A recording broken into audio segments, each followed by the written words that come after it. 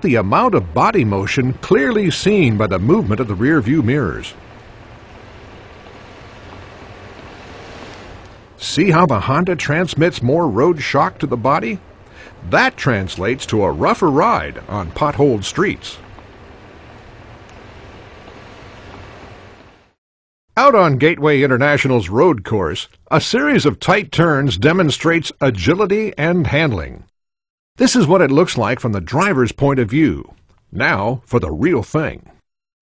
First through the turns is Forester, being driven pretty aggressively. Notice how Forester's balance and control allow it to dance around the cones.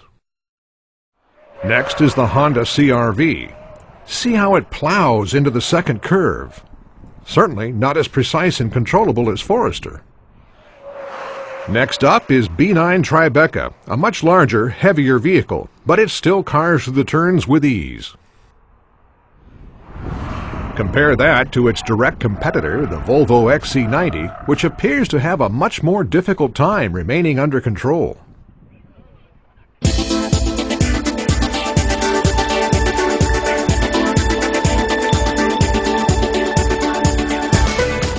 In this exercise, vehicles are driven onto a ramp that incorporates 4 sets of rollers. 2 cameras capture the action on both sides of the car. First, the vehicle must climb over a log, demonstrating how power is transferred under a light load. Next, with its front wheels on the rollers, simulating an icy hill, the car must transfer power to the rear wheels so they too can get over the log. Now comes the toughest part. With all 4 wheels on rollers, it's as if the car is on glare ice. This exercise clearly shows how the all-wheel drive system and the electronic traction control transfer power among all 4 wheels. The goal is to drive up the ramp past the rollers. Will a Passat be able to do it?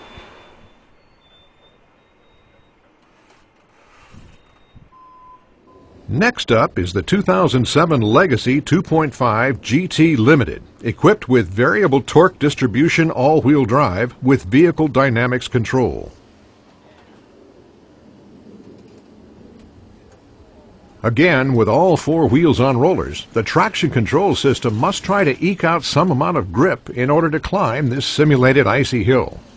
And with only a little bit of effort, the Legacy climbs past the rollers. Next, we see the Volvo XC90 approach the rollers.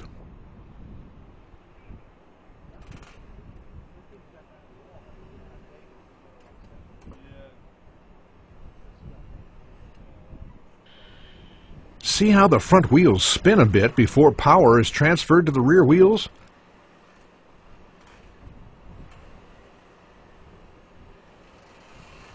Now, what happens when all 4 wheels are on the rollers?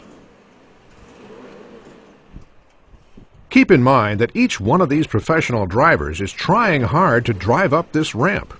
It's also clear that Volvo's traction control system is working very hard here. You can even see some noticeable side-to-side motion as an individual wheel receives too much power.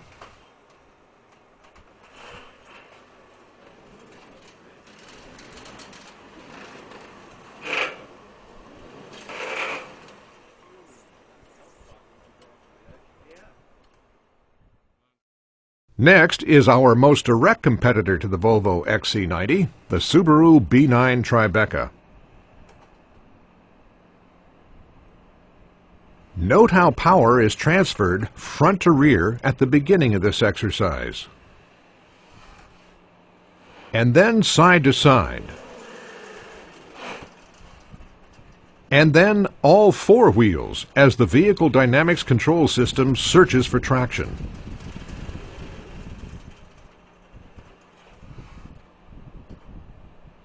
With only a little bit of effort, the Subaru drives up past the rollers.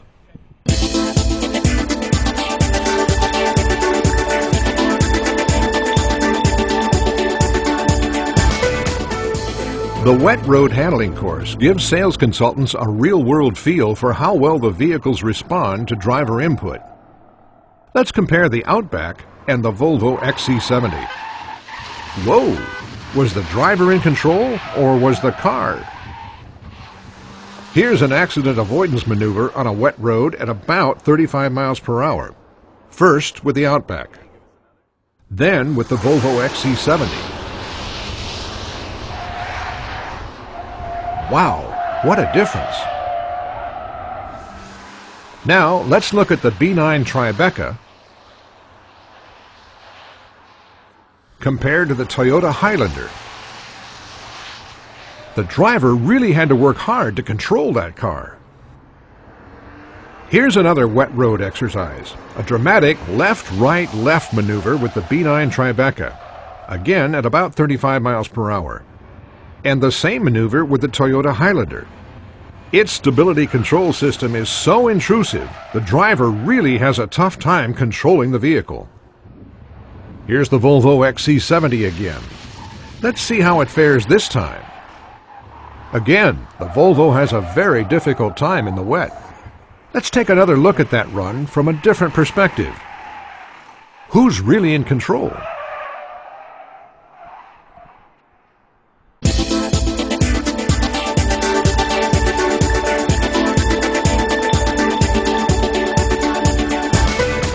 The highlight of the off-road course is this 35-degree dirt hill.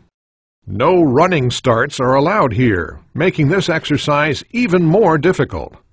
Seems pretty easy for the Forester. Here's a direct competitor, the Honda CR-V. Will it or won't it? See how the front wheels are clawing at the dirt while the back wheels aren't doing a thing? Honda's real-time four-wheel drive is supposed to transfer power front to rear, but it certainly isn't doing that now. This is a real-world demonstration of the strengths and weaknesses of competitive all-wheel drive systems. Try again, but I guess in this case it won't.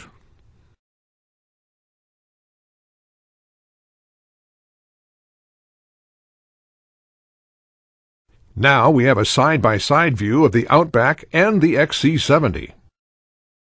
They both make the grade, but the Volvo certainly needs to work harder.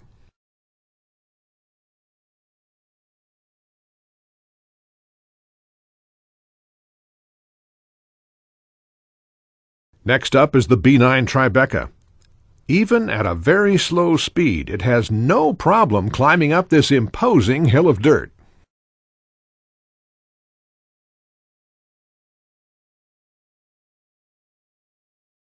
The Nissan Murano has an unusual continuously variable transmission and a typical reactive all-wheel drive system. Look closely for any wheel spin. You can't tell from this footage, but the driver is pushing down hard on the accelerator. There's just nothing happening at the wheels.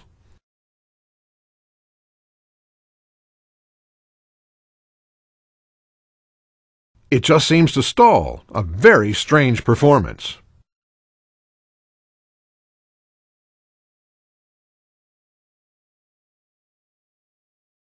Now the Volvo XC90 approaches the hill.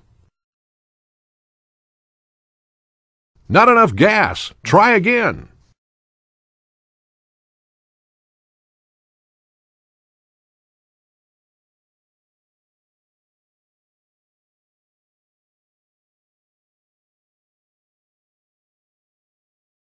Of course, the driver plays a key role here.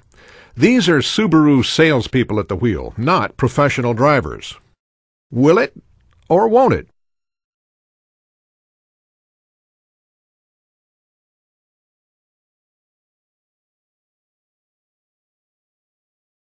The Toyota Highlander has a very front-wheel drive biased all-wheel drive system. That's easy to see here, since the front wheels are doing all the work.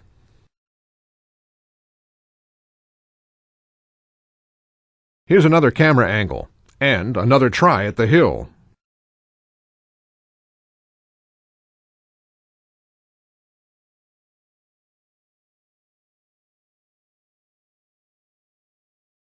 The car and the driver are certainly giving it their all.